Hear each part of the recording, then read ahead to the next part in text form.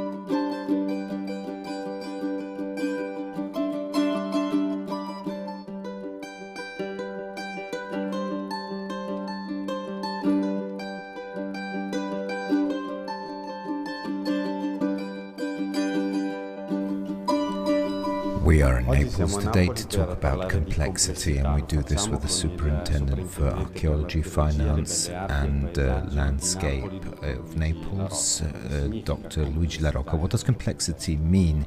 Well, the old town of Naples, and I would say the city of Naples, is a complex cultural system which is qualified by a multiplicity of components, all organically fused amongst themselves, from the tangible ones, the extraordinary cultural heritage which gives its shape to the city, to the intangible one, which is culture, tradition, ways of living and ways of thinking, which somehow make this city unique. To manage complexity in Naples, in my view, means, and in order to manage this, we need knowledge, the knowledge of this fabric at a range of levels, which allows us to deal day by day with the witnesses of the history of the city, from the most ancient ones, the archaeological ones, because this is a city founded by the Greeks at the end of the 6th century before Christ, which grew without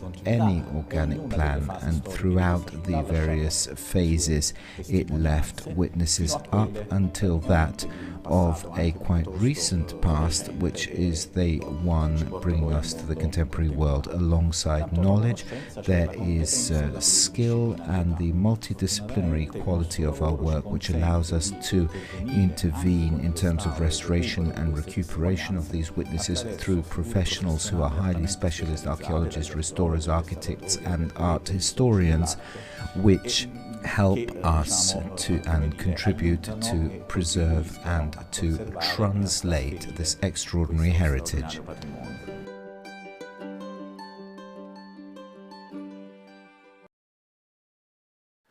Welcome to the Restoration Week 2021, an annual event, live streaming, conferences, meetings and a discussion about restoration, aiming at promoting a common field of dialogue, a common language in restoration, talking with experts from all over the world. Today we are in an emblematic place, the church, the upper choir of the nuns of the church Santa Maria Donna Regina Vecchia, the old church, a building that have been very, very important in the history of restoration and in the construction of the international regulation of restoration through the participation to the Charter of Athens. But I don't want to anticipate too much, because we will talk about that lately and in detail. As per the introduction of Superintendent Luigi La Rocca, today, and thank you, Superintendent, for hosting us in such a wonderful city. As a superintendent, he is responsible for the whole architectural heritage of the city. We are talking about complexity in a city which is complex for its evolution in time, for the complexity of its cultural heritage, for the social complexity of the city in its evolution, and in the dialogue between the old neighborhood and the new ones. What is the Restoration Week? The Restoration Week is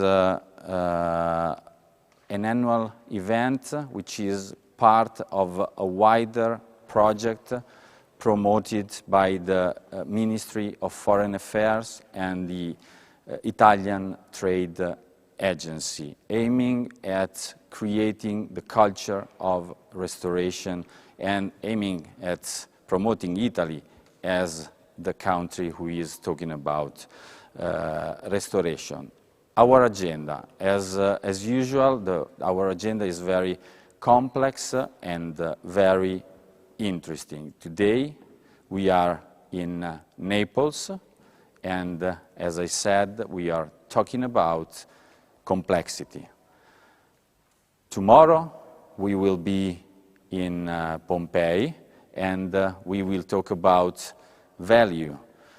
On Friday the 3rd, we will be in Matera, and we will be talking about ethics. We will go through these three main words, three main topics discussed later and in detail. Another important part of the agenda. These three events are what's the so-called Fuori Salone, so what happened outside the Salone del Restauro in Tour in Bari, which will take place from the 1st to the 3rd of September, and on the 1st of September we are going to talk about heritage and sustainability, and on the 2nd we are talking about knowledge for preservation. Two important topics to be discussed at an international level to improve our capacity of dealing with the cultural heritage. Let's come back to the main focus of our Restoration Week, the promotion of the Italian sector, restoration sector abroad, and the creation of a common ground for enhancing the possibility of the Italian experts companies to create partnerships all over the world. We have an important invited delegation from 7 countries from all over the world. The first delegation in presence after the COVID, so we are very proud to hosting our delegates here. We have 1 partner country, which is Albania, and 6 project countries, which are Azerbaijan, Cuba, Croatia, Lebanon, Israel, and Saudi Arabia. What does we mean when we are talking about project country? That means that those countries are part of the promotional system of the Ministry of the Foreign Affairs, and that means that we have already started a common project of promotion,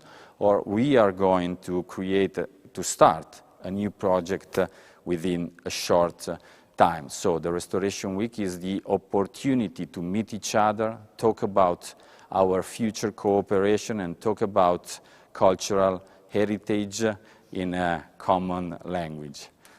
Let's talk about our promotional system, the Restauro Made in Italy project, through the words of the President of the Italian Trade Commission, Carlo Ferro. Let's see the video.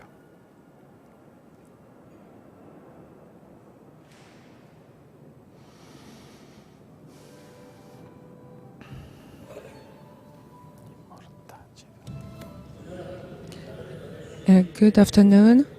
The Restoration Week is celebrating and promoting restoration and protection of cultural heritage in this period of restart. Our companies have combined a strong craftsmanship identity and the innovative capacity and ability of our entrepreneurs with the update of know-how. That is why Italian companies and firms are pioneers in techniques of restoration and conservation. We offer a know-how that is appreciated all over the world. It offers the possibility to promote the local cultural heritage and creates value. Value is the very topic of this day works. We also have a documentary on Pompeii that is a symbol of Italian excellence. Promoting restoration abroad means transmitting an image of made in Italy in the world that is multifaceted. It has a story of culture, traditions, quality, techniques, innovation and sustainability, strengthening the perception of the excellence of made in Italy. And this is why for over 15 years, the Italian Trade Agency, together with Asso Restauro, and I want to thank President Pozzetti, promotes these features abroad as unique features of our country and our firms and companies. We do it synergistically with the other stakeholders in our country in a joint effort that is also based on the network of our 78 offices in the world, together with the network of the embassies, the Institute of Cultures and the agencies of cooperation with which the Italian trade agencies has recently signed a protocol of cooperation. And in this framework, we have the project Restoration Made in Italy, aiming at strengthening this sector for all the companies that offer the capacity of carrying out complex projects abroad. There are projects ongoing in many countries, Saudi Arabia, Azerbaijan, Israel, Lebanon, Turkey. I want to greet all the delegates of all these countries, and I conclude by wishing that our firms can find more and more space also on foreign markets, as the know-how and the ability of Italian craftsmen and entrepreneurs deserve. Thank you and enjoy this visit. Thank you, President Ferro, for having introduced us in the focus and the reason for this Restoration Week. In the field of restoration, we have always cooperated with the Italian Trade Agency to promote our industry, experts, professionals, companies, but the main focus of our promotion have always been the creation of a common language and the training on both sides.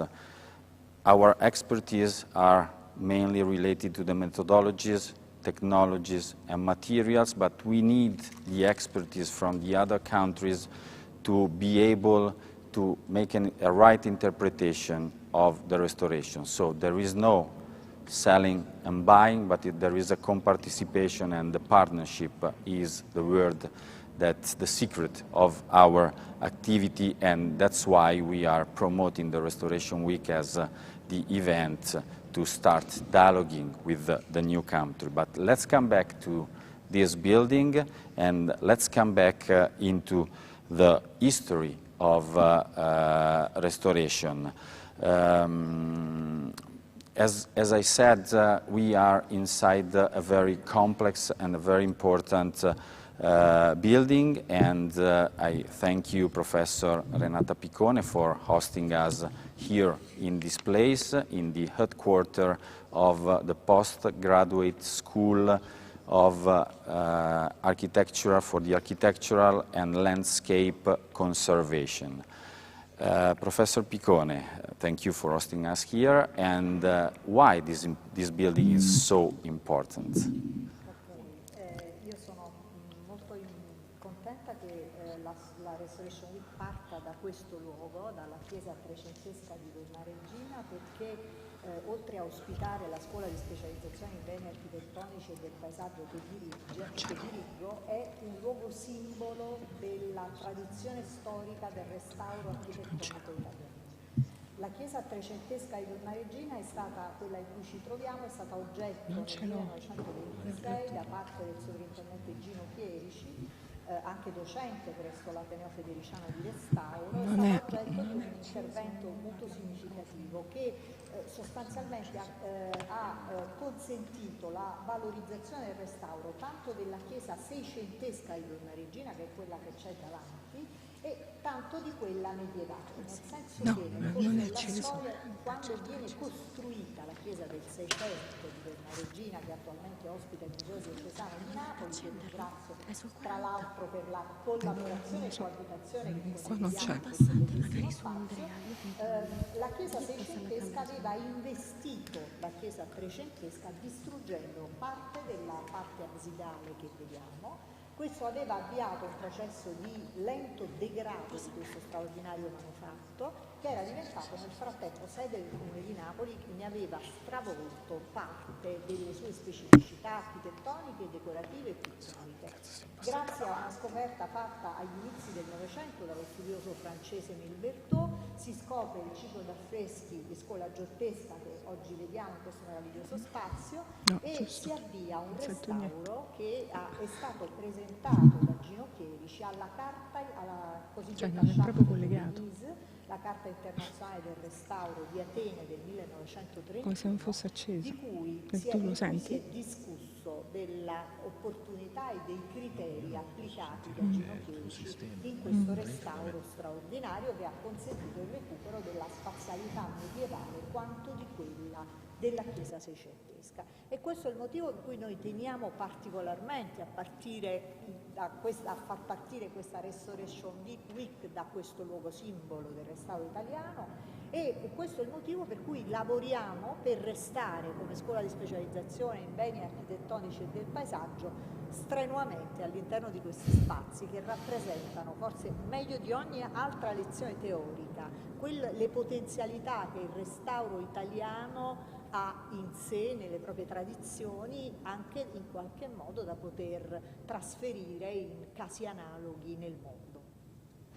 We have been talking about making decisions, so to take the decision to divide those two churches was a great challenge, but sometimes those challenges comes to be part of the international debate in the restoration. But we are also talking about technologies, because in 1934 it was very, very difficult to find the way to move entirely a wall, saving an important wall, mural decoration like the one we have and we will see in the next clip. But it is important to have people trained in restoration. That's why the rule of the school, the postgraduate school in architecture and landscape conservation is so important. Professor Piccone. Allora, la scuola di specializzazione in beni architettonici e del paesaggio è una specificità tutta italiana. Ne abbiamo 9 in tutta Italia.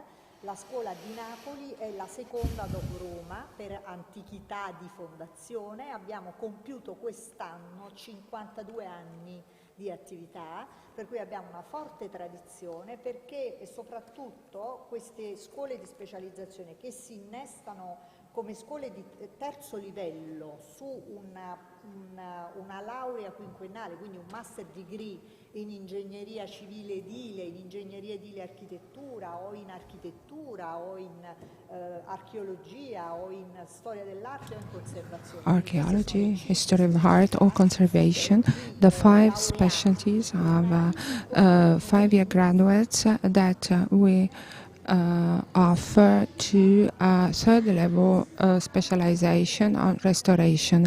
It is a multidisciplinary education, and we were talking about complexity. Cultural heritage is one of the most complex elements. They require a multidisciplinary approach, and this is why since 1969 in this school we have been teaching architecture, restoration, geology, petrography, town planning, and regulation and legislation for cultural heritage, management of cultural heritage, and aspects related to the geology of sites that cannot be separated by engineering aspects. And with structural engineers, in Naples there is a famous school of engineering. Since 1969 we have been working on the theme of structural consolidation of monuments, because the old name of this school is restoration of monuments, and the etymology of the word monument is moneo, means memory. Now we talk about heritage that is connected with the idea of value, and cultural heritage is now the contemporary definition. Anyway, going back to what I was saying, this school is a multidisciplinary school. And in this school, we have a tradition of studies on structural consolidation that doesn't betray the values of the old buildings. Structural improvement, yes, but that is not in conflict with our main goal, that is the conservation and preservation of the heritage and the transmission of the value of the monuments to the future. So, structural consolidation, yes, without giving up the values. And this is the lesson we learned from the masters of the school. Di Stefano, for instance, Professor Di Stefano taught us the importance of knowledge, also the historical knowledge, to fully understand the structural solutions to improve the cultural and architectural heritage in the world. Cultural heritage is always international. I've just been in Barcelona and also in other countries. You know, we find supranational cultural heritage, and this is why we appreciate the initiative of the Restoration Week taken by Asso Restauro that involves colleagues from foreign institutions on the issue and the theme of restoration made in Italy that Mr. Ferro was alluding to in his presentation. About restoration, and we will see some of those terms during these days. Now we can enter in detail into the restoration of this building with the Professor Luigi Veronese, an expert, passionate of the Chierice's restoration. Let's see the video.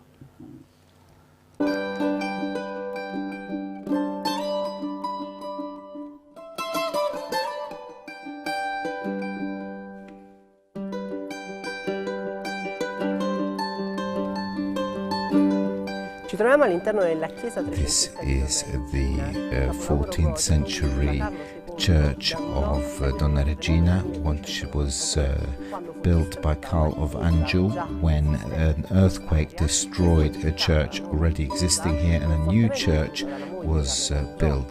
The wife of Karl of Anjou, Mary of Hungary, desired the build of this, and she is buried here in the apse. Built by Tino da Camena. This is a single apse with a ribbed vault, and it was impossible to build the choir of nuns behind the apse, and this forced the architect to identify the solution of building it above this basilical space which you see on the ground floor, which was supported by these by this bay arched with a groin vault. The most important refurbishment took place in 1620 when the nuns decided to carry out a new church which was more appropriate to the fashion of the time.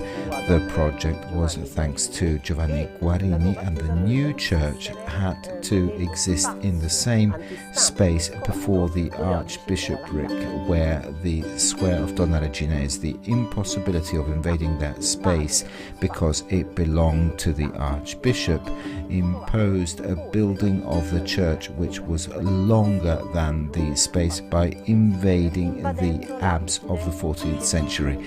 This is why this church was completely forgotten, and the floor that divided the choir from the nave was extended to the apse, and it was used only as a choir area, which became part of the convent, whereas this space in which we find ourselves now becomes a warehouse. Up until at the end of the 19th century, the historian Emile Berthaud, who visited the south of Italy, solicited a restoration of this monument in order to recover the frescoes of the 14th century in the choir. These works took place in 1928. Thanks to Chierici, who was the superintendent from 1924, who at that point began to free up the entire building. We find ourselves in the choir of the Church of Donna Regina Nuova. This is the wall with the fresco of Solimena, which was moved by Chierici in 1932. The wall invaded the apse of the 14th century church and it needed to be moved, and it could not be detached in a traditional way because Solimena, when he was young, had used some tempera colors. This is why we cannot detach in the traditional way, and therefore it was decided to move the entire wall to free up the apse of Donna Regina Vecchia. This is a very limited and difficult operation which takes place through the thinning of the wall, which is then supported on the other side by reinforced cement, which is then covered with various levels of tarred paper and a wooden bracing structure which allows the wall to be in line with reinforced concrete. Then 7 rails were put in position in order which were organized in order not to be squashed once the wall moves along, and this wall was moved by roughly 6 meters from the position it was before within the apse of Donna Regina Vecchia to the current position which you see at this time. The operation lasted about 45 minutes and in fact is filmed by television by the Istituto Luce, which witnesses this change. Making decision and find the right technologies to read a proper restoration, as we see in this clip, is one of the most important aspects of the restoration. Sometimes those decisions are involving the international community, as happened to the Chierici's restoration for the participation to the Athens Charters. ICOMOS is one of the most important organizations in the world which is aiming at preserving and conserving the cultural heritage and promoting the use of the proper methodologies in restoration and preservation of historical, architectural and archaeological building. Eran Morovic, an architect and the director of the board of ICOMOS in Israel. You've been involved in several restorations in your life, and in a country in which complexity is a word that we can use, at least. How can you define complexity in your experience? So thank you, and thank you for the complex question. I think complexity is divided to many levels. So first of all, it's the narrative. If we look at our experience from Israel, is first of all, how do you curate the past? Which decision you take on which past to keep? Because the one you keep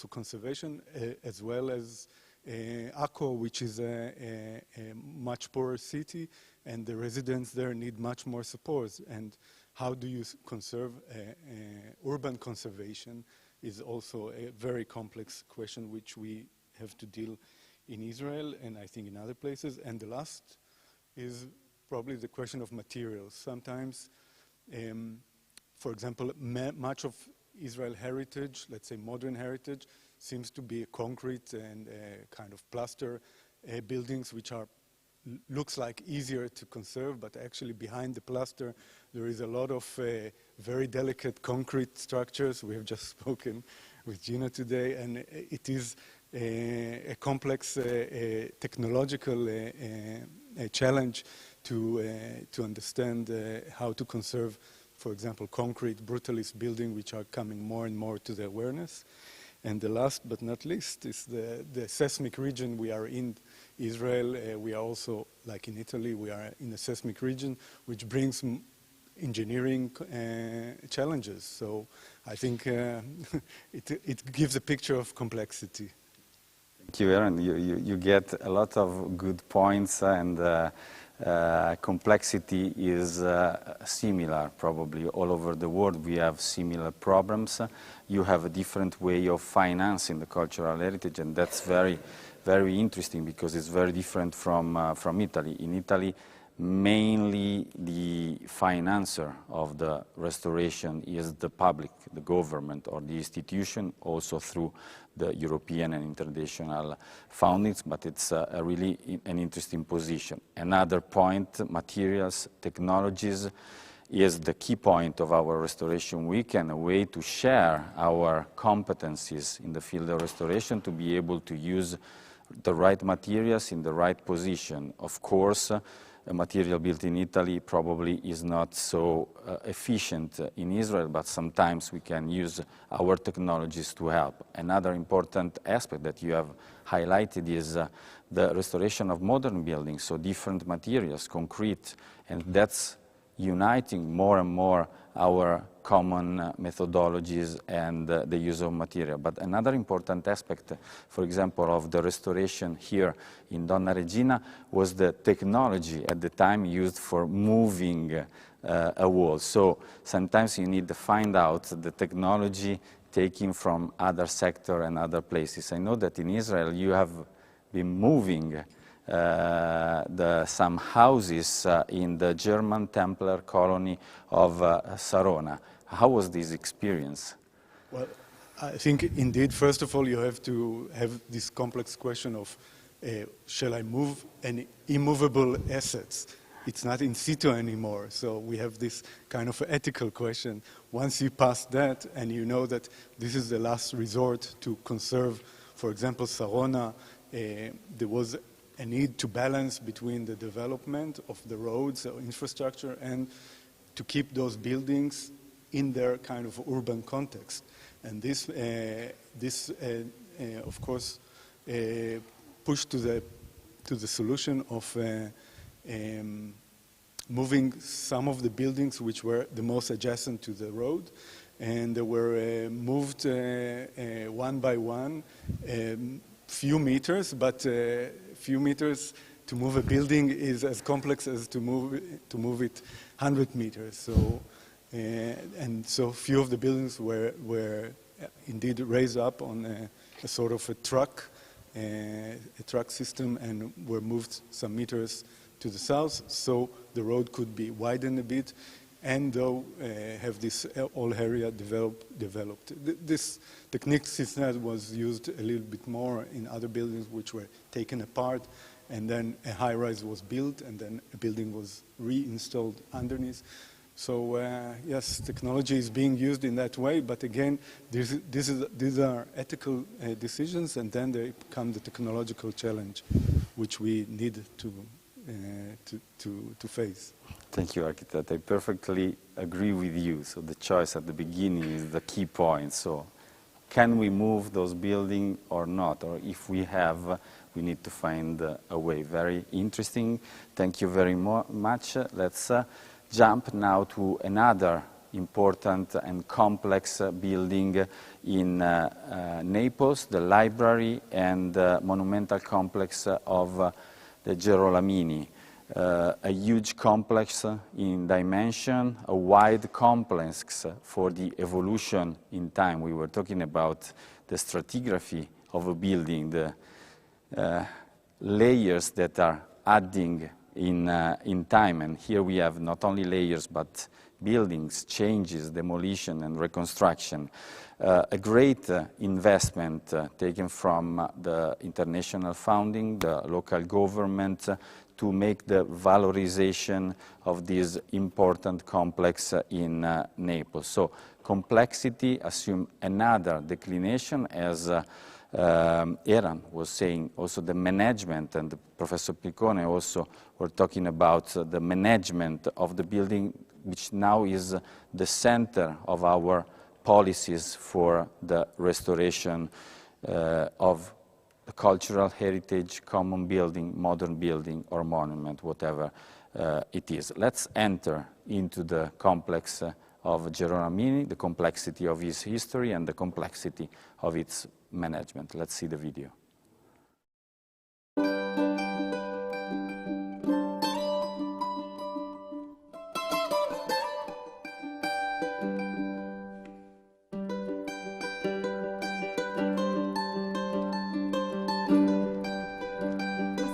This is the house of complexity. The history is complex, and the sense that it has given itself during the centuries is complex in this heart of the historic center of Naples. The Giovanni complex stays on exactly 2 insulas of the town, first Greek and then Roman, of Naples, and has been inhabited from the Greek period until the first decades of the 17th century, when the Giovanni fathers acquired the land on which it sits. In 1586, when the Oratorians arrive in Naples, in a brief period of time, supported by the bishop and the aristocracy, they are literally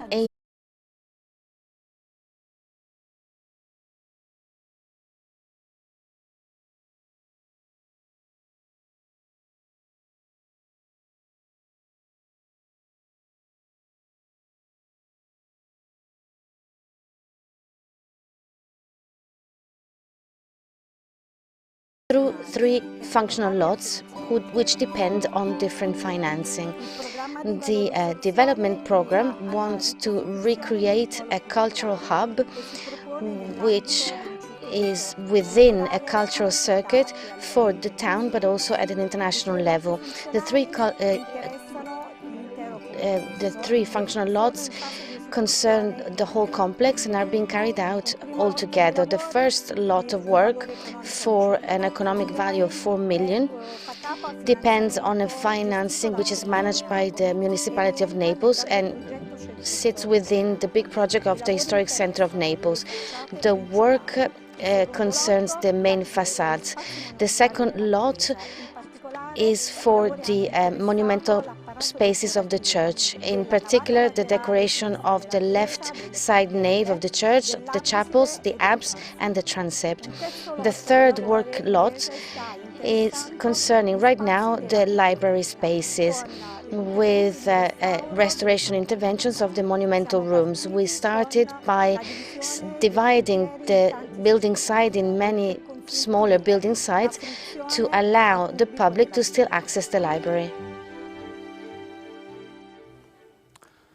Nowadays, valorization, as we was saying, is the center of our policies in the restoration of cultural heritage. Enhancing the performances of our historical building is one of the most important challenges that we are facing for the future. The Italian Code for the protection of cultural heritage is aiming exactly at that, pushing all the Italian institutions and operators to verify and valorize their buildings.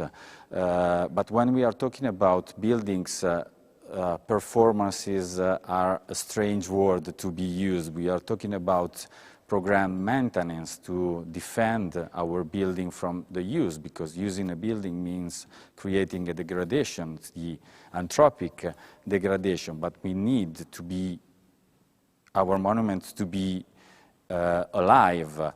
The capacity of attracting people and be more involving to the people, using the new technologies, the new media, and so on, are all challenges for creating value on our cultural heritage. Italy is working on that field to enhance the cultural tourism since a long time, but all over the world, many countries are working on that field. Saudi Arabia is one of the countries who is pointing a lot on its cultural tourism and its cultural heritage. What's the situation now? Okay, it's open, Yep. Yeah, okay. Thank you very much, Doctor. And just before answering your question, I want to say thank you for Italy and the ministry, the organization, the Restoration Week team, you and the wonderful team with you. And we are honored to be a project country guest, and hopefully we will expand our cooperation the next year and maybe in a different format, inshallah. Just answering your question, I want to share with you how we define our way of treating our cultural heritage assets. And as you know, there is a very famous business model. It is used in engineering and business, and we apply it in heritage management, which is the value chain. Some of you heard about this model, which is mainly three major components. The first one starts with finding and discovery. So we are now doing a lot to find and document and research existing or a non-existing building that we are discovering. And second phase will be how to protect and maintain these assets. And finally, how to activate and maybe invest or market and use. So if we think about these two, yeah, this is our part of our, if we think about these three phases, then we are, just to give you some highlight, and we'll explain more on Thursday during our workshop, that we are doing great in the first one. We are doing great work in documentation.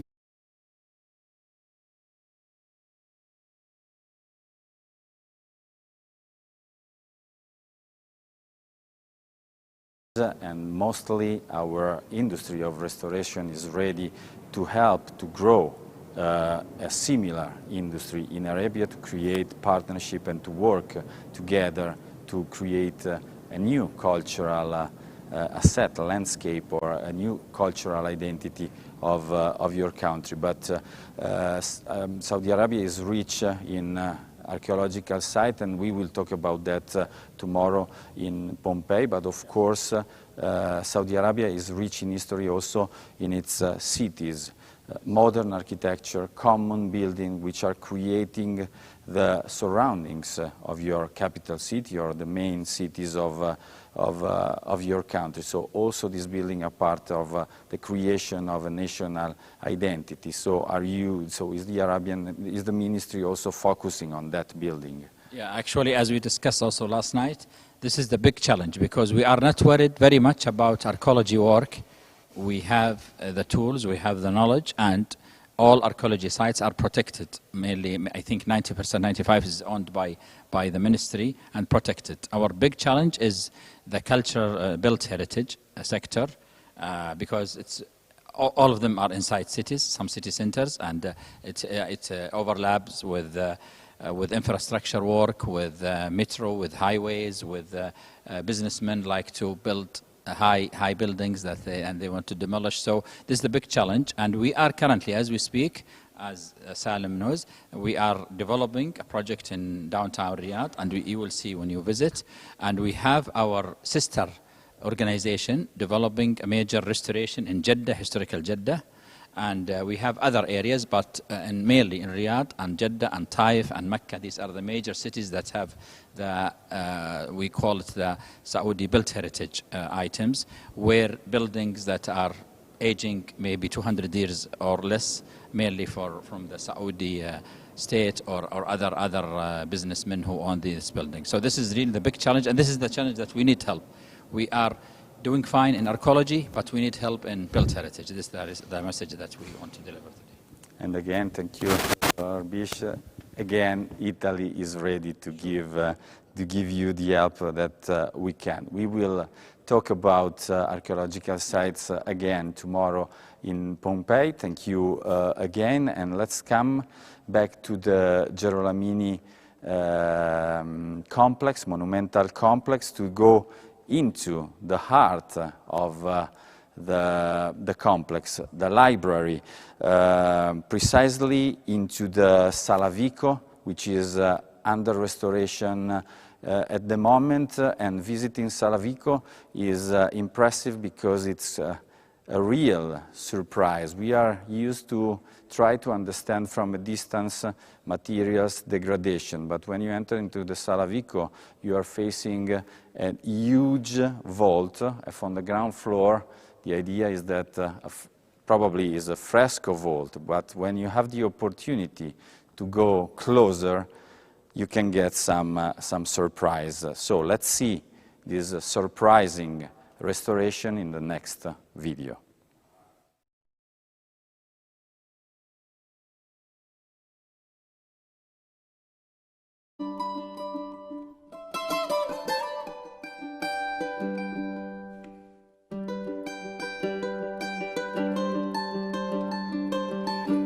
The Vico room that you see behind me today has big scaffolding up until the ceiling and panels covering up the precious volumes of the library, and the heart of the Girolamo Library, which is founded in 1586 and which is also the heart of the restoration of the decorations, which in Italy need a specific certification.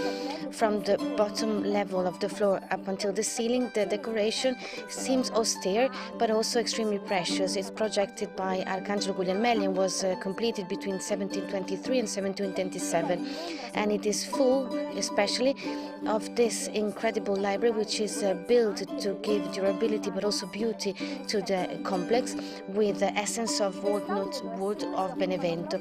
The restoration works want to keep the balance of the sides, because what the decoration in the room is so uniform, so even, that the difficult job is to find the balance on the different works so that no style surpasses the other, because the main thing of the room is to give it back its function, which already in the original plan, while having such an important decoration, shouldn't surpass any level, any style. So we will keep the importance of a function by intervening with operations of an extreme balance, so that no style, no level of decoration surpasses the function of the room itself.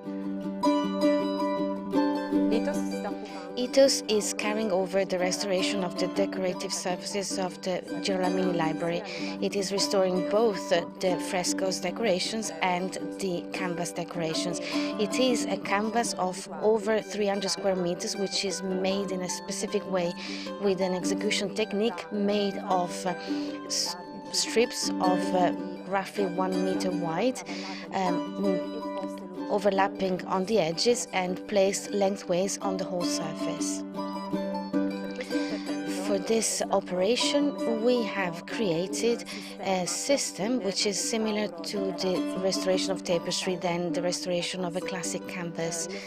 And indeed, all the nails, which have gone through more oxidation and can no longer support the canvas, will be replaced by stainless steel screws, and the surrounding stuccos will be made with a cotton screen, and then after will be covered by Japanese paper to be then touched up. We are dealing with the restoration of the frescoes. Right now we are doing the first operation, which is the pre-reinforcement. This operation allows us to review the scales, which are lifted from the paintings, and the reinforcement of the depths. After this first operation, we will then clean and extract the salt, and then afterwards we will be able to apply the stuccos and to reinforce the surface depths. The last operation that we will carry over is the reintegration of the colors in the gaps and the reinforcement of the surface of the painting.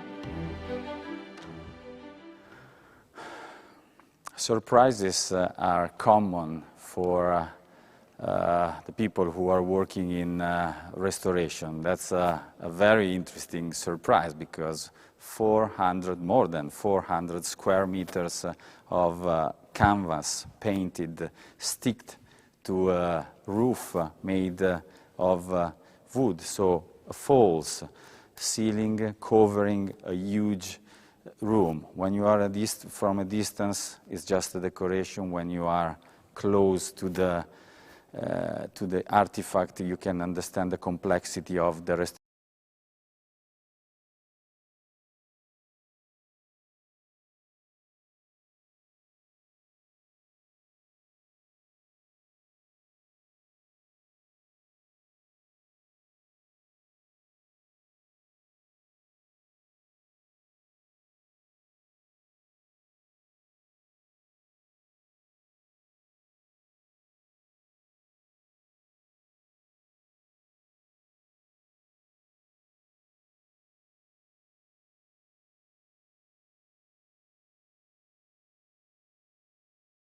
de-restoration, meaning that all the additions were taken off to take it back to its supposed original state. The restoration intervention were done also more recently with some operations which from a technological point of view require now higher maintenance. We will pay particular attention to the restoration of the fair-faced tuff. In Naples, tuff is a volcanic material which is extremely important for the city because it represents really the ego of the Neapolitan architecture. However, it deserves a specific protection, especially when it is not covered by the layer of, let's say, sacrifice of plaster. So this stone, even today, is struggling to find specific measures of cleaning and protection. And so we will experiment with a series of nanotechnology and technologies which we hope will definitely find a solution for the conservation of specific materials within the Neapolitan context. Clearly, before beginning all these operations for the restoration of the complex, there was a preliminary investigation stage starting from the plaster, where we made some section studies and deflectrometry, and we found this was the old plaster, and therefore with the superintendent we decided to recover the old plaster, and following a cycle of biocide in order to avoid, to kill off all microorganisms, we consolidated with ethyl. And as you can see, we covered this, we covered the old plaster with a lime version, which is compatible with the original. The specificity of this was the recovery and the restoration of the stone elements, including the Paperno stone, and one criticality was found on the Paperno of the Deboli chapel due to the presence of salts due to the air chamber between tufa and Paperno, and also air and humidity.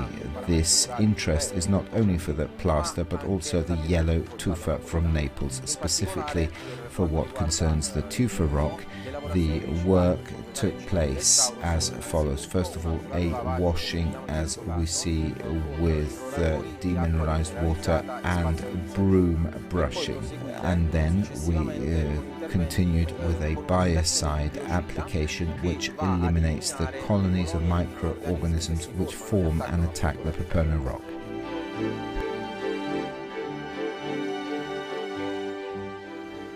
Every step you take in the Church of San Giovanni in Carbonara is a surprise, a positive surprise and a positive challenge for the designer, the architect specifically, and the restorer during the restoration process, studying before this the evolution in time of the building, the so-called vertical stratigraphy, the set of analysis and diagnostics needed to understand and correctly read both materials and degradation is the key for a good restoration, as Professor Piccone was saying before. We are now jumping to another phase of complexity just outside Naples, and we want to talk about the urban growth of the surrounding areas of the capital city. So not only the complexity of the city center, but all the surrounding areas. We get the opportunity to talk about that because we are going to visit next the Villa Galdi in Marigliano. But what is interesting now is understanding what is the context around Naples, the reconstruction, the post-World War, Second World War reconstruction, and the reconstruction or growth of the villages and the cities during the economical boom of the 60s, 70s, and 80s. What's the situation in the surroundings? So far, we have spoken about huge architectural complexes and huge monuments. Now we will focus on one other aspect of complexity and cultural heritage. It is an issue relating a very precious cultural heritage that also qualifies areas built around the large city of Naples. There are many families have buildings that were built around the city. The royal palaces, because the Bourbon kings had hunting places and royal palaces and Vesuvian villas and the Venetian villas, the Sicilian villas, the areas of Bagarias. They are enclaves of cultural heritage spread, scattered over the territory. And Villa Galdi it represents an example of restoration that concerns a building that can be an opportunity of regeneration for an extra-urban territory. This is also another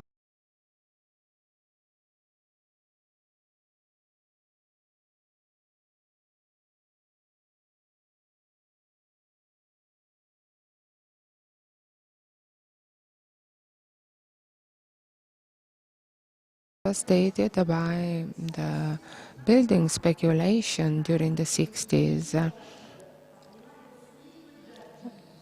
There was an abuse, an invasion of the territory that altered the relationship with the natural environment in the area of Maidigliano. Because of all these factors, this relationship had been altered. In Campania, there was also another period where this phenomena took place after the earthquake of 1980. There was a reconstruction plan, and the reconstruction works didn't really respect the relationship with the context, with the landscape, with the agriculture context. All these monuments, these buildings are delicate and are based on a relationship with the landscape. And this is what happened in the surroundings of Naples. In the case of Villa Galdi, the restoration work was based on a multidisciplinary approach with specialists in restoration and the involvement of landscape architects also, and there were also other professionals who were involved to turn this restoration into an opportunity. Restoration as an opportunity, not only in Italy, but all around the world for let's grow our economy in a most aware way. So to be aware of what happened, and restoration is awareness. So our restoration means being able to do the right thing in the right place. Thank you very much, Professor. We are now jumping into the restoration of Villa Galdi and starting to taking a sight to the surrounding area from the terrace of the Villa Galdi, trying to explain the context in which we are working. Let's see the video.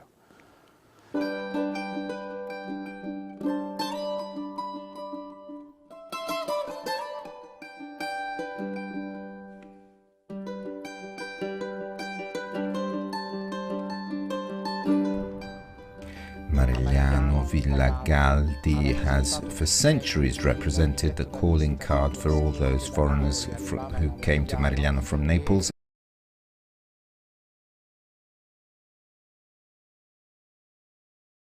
Without a precise strategy, following economical or rules or speculation, with some mistakes for the reconstruction under the seismic event on the 80s, as Professor Piccone was saying before. So many factors that are intervening to create an area, a social area, and a landscape. Another urban context that have been heated by a big explosion a little bit more than 1 year ago, the 4th of August 2020, is Beirut. A huge explosion in the port has almost changed the face of the entire city. Falhat Daguerre, Beirut Heritage Initiative.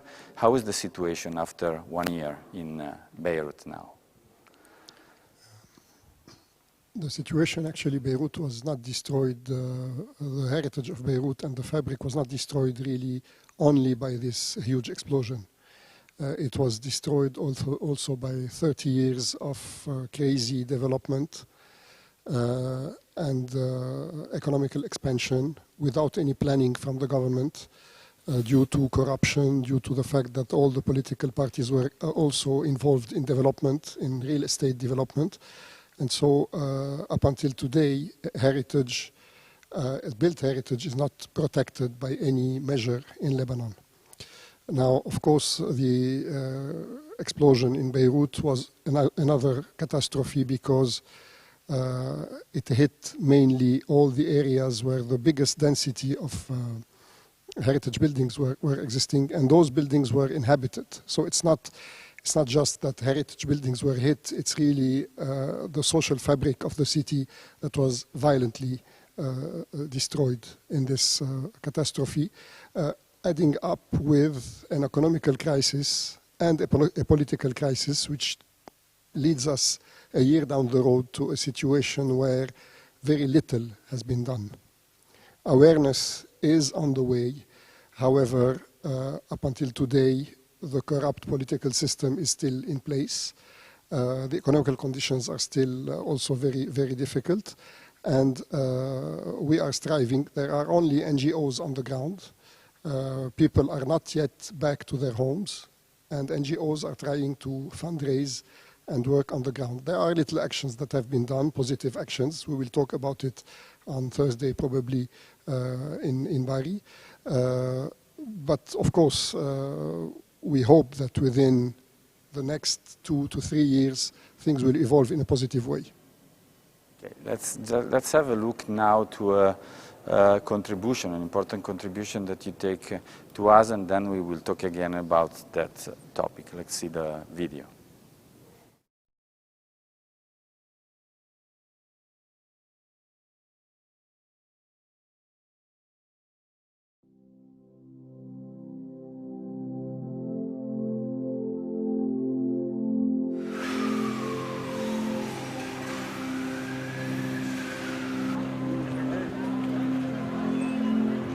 الانفجار قضى على أجزاء كاملة من المدينة، البعض منها تدمر كلياً والبعض جزئياً. بهذا السياق في أكثر من 600 مبنى تراثي أثري تراثي تدمر جراء انفجار 4 آب. بعض المباني التراثية تعود إلى الحقبة العثمانية، يعني انبنت قبل 1930. بعض القصور انبنت بالقرن التاسع عشر، وايضا عندنا يلي بنعتبره من التراث العمراني او المعماري الحديث، يعني المباني يلي تعمرت بين 1930 و 1970. Our heritage was severely damaged by the blast, and we had to do something to preserve it and safeguard it. We had regrouped multiple NGOs that have worked on heritage preservation in the years prior, like the National Heritage Foundation and Save Beirut Heritage. We also have the orders of engineers and architects on our side. And from that point on, we started working in close coordination with Beirut Built Heritage Rescue, which was the crisis cell of the Directorate General of Antiquities. تراث بيروت المعماري هو مثل نسيج الاجتماعي تبع بيروت، مختلط فيه عدة موديلات معمارية ترجع للفترة العثمانية، للفترة ما بين الحربين العالميتين، وللفترة الحديثة ببيروت يلي هي من بعد الاستقلال لحديث 1970. المباني تبع هالفترة الزمنية اللي هي بتتراوح على 100 سنة من تاريخ المدينة مهمة كتير لأنه نسيجها الاجتماعي بعده عايش فيها. مهمة كمان لأنه هي عم تعطي طابع لبيروت. At the BHI, we made it our objective and our goal to rebuild this architectural layer. After the blast, we surveyed several buildings, and we are currently in the process of reconstruction. There's still quite a substantial number of buildings awaiting to find the funding for them and for them to be rebuilt and have their inhabitants come back. We are now facing a unique opportunity to revitalize the impacted areas, including the rest of the city, in a participatory and inclusive way, bringing together professionals, academics, and certainly, most importantly, area residents. هدفنا بمبادرة بيروت للتراث هو مش بس المحافظة على التراث المعماري والمباني المعمارية، إنما أيضاً المحافظة على النسيج الاجتماعي للمنطقة. نحن بصدد العمل على إعادة ترميم أبنية ضمن تجمعات لحتى نأمن إنه الحياة رح ترجع لهيدي الأحياء ولهيدي المدينة تقدر بيروت ترجع تنهض وتعيش. We've got the will, we've got the know-how, but this massive project comes at a price. Unfortunately, a very small part of disbursed funds have been directed to the reconstruction of Beirut's built heritage. Till now, we still don't have the means to attain our crucial goal. We strongly believe that any socio-economic development and long-term impact is directly linked to the rehabilitation of these neighborhoods.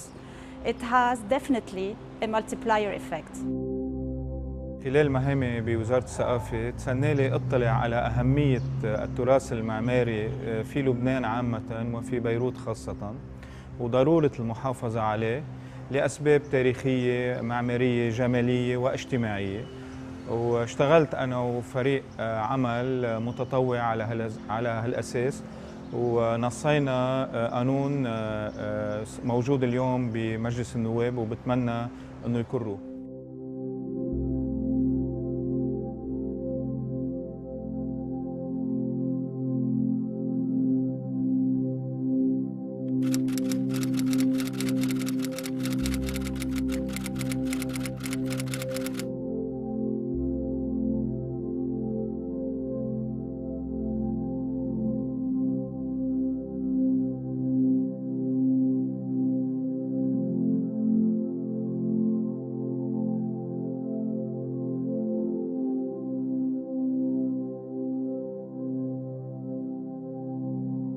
About opportunities, and opportunity is a word that we have listened during this clip. You have talked about awareness that is important for the future of the city. So restoration is not only aiming at historical building, monuments, but to the diffuse heritage, what gives a city, a place, a citizen, his history and his life. So this reconstruction can be an opportunity. Of course, Italy will be part of this help, and the reason why the Lebanese delegation is here during the Restoration Week is because we are giving all our support, possible support to the reconstruction. So this opportunity can be for the near future reconstruction of the city and also of the identity of Beirut.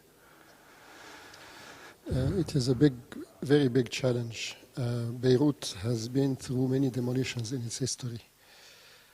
Even in recent history, we have seen just after the civil war, the center of the capital was totally demolished to give way to a new reconstructed heart of the city that is actually a dead city.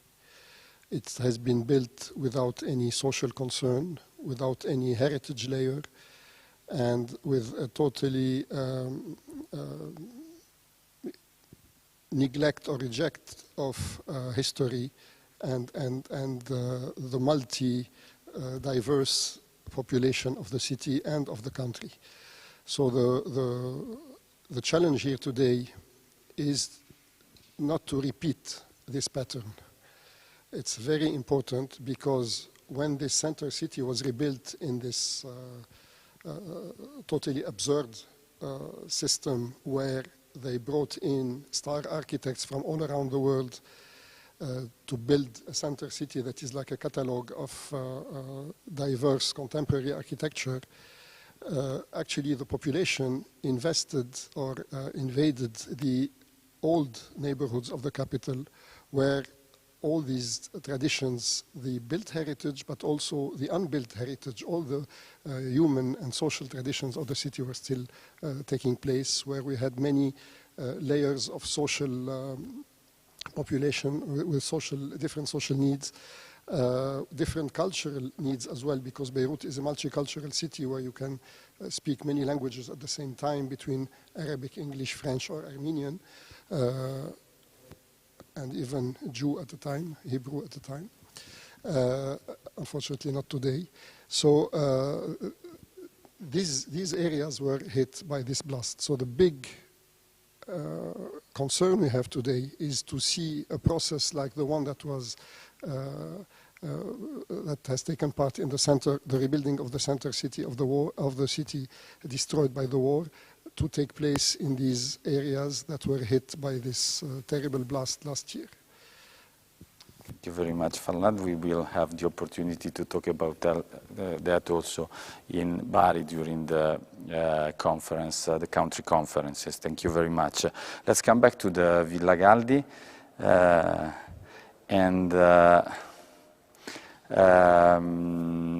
to see another complexity in restoration. In Villa Galdi, we have seen the surroundings, but the reason why the restoration have started is the energy retrofitting and seismic retrofitting of the villa, which gave the economical opportunity of starting the restoration. Economic energy and seismic retrofitting are financed by the Italian government with a huge financing for this year and the next year. We call it 110% of refund in tax credit in 5 years. So a great, again, opportunity to start the revitalization and restoration of this villa in the surrounding of Naples and inside local neighborhood in Marigliano. So let's see in detail some part of the restoration.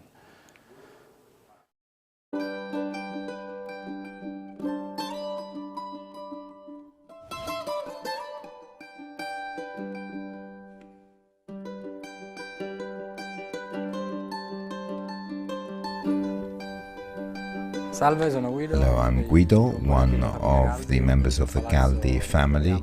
The palazzo where we are is Villa Galdi, so it's our namesake, and it was built at the end of the 1700s by a great-grandfather who was a nobleman and therefore decided to build the family palazzo. He decided it for Marigliano because this was well known, and it was behind Naples, and there was a spa town here very close by.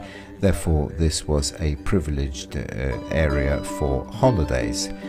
There were many divisions, many owners, but now, starting from my father, he purchased most of the shares from other relatives, and now it is us brothers who are managing this palazzo, and it's become a condominium, and we are trying to make it come back to life and to bring it back to its old form.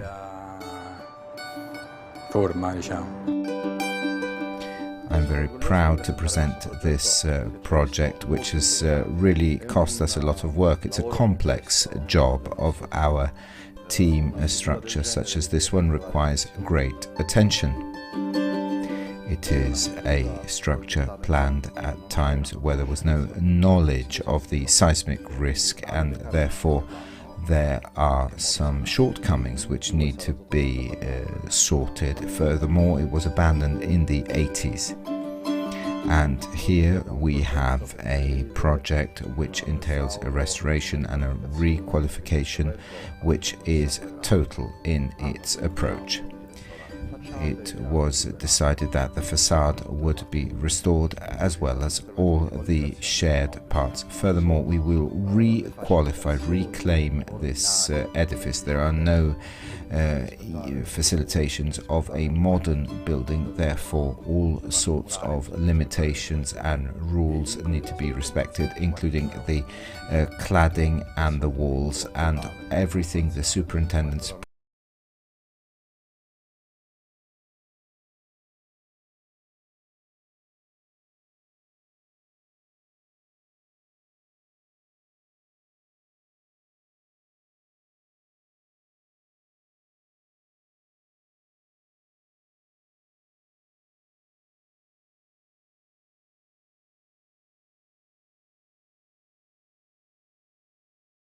make their buildings more efficient. In about the 1980s, the Association for Preservation Technology, which is a historic preservation organization, realized that with the impact of climate change, we needed to work together to understand the impacts of the built environment on our carbon footprint, which again is also a European philosophy that the embodied energy within buildings that are already existing need to remain, because if we continue to build new, as we have so often in America, that we are impacting our environment significantly. So the two fields came together to develop a philosophy called sustainable preservation, where when we're looking at an existing building, we're trying to receive credits for the structure that's already there. So in some instances, you may get a credit for using a material that's more sustainable, such as bamboo floors, but you didn't get credit for the existing hardwood floors. So we have worked very diligently to try and allow the remaining structure to receive the credits. At the same time, we're also trying to look at net carbon, zero net carbon buildings, where new energy upgrades of existing structures and new buildings will have no impact on the environment. One of the things that we find is that the existing building today is more sustainable than the new building because of that initial